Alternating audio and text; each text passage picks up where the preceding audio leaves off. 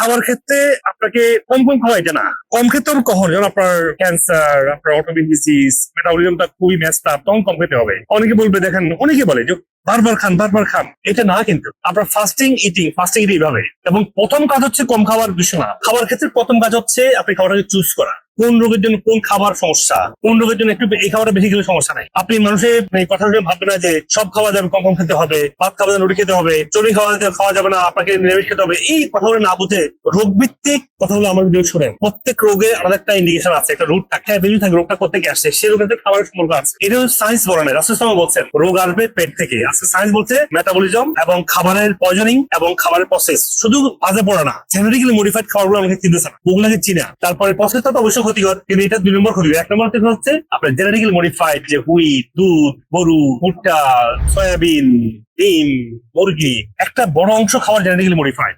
This is the problem. এই গুরুত্বপূর্ণ ভিডিওটি আপনারা শেয়ার করবেন, যাতে করে আপনার আত্মীয় স্বজন এবং পরিচিতজন উপকৃত হতে পারে।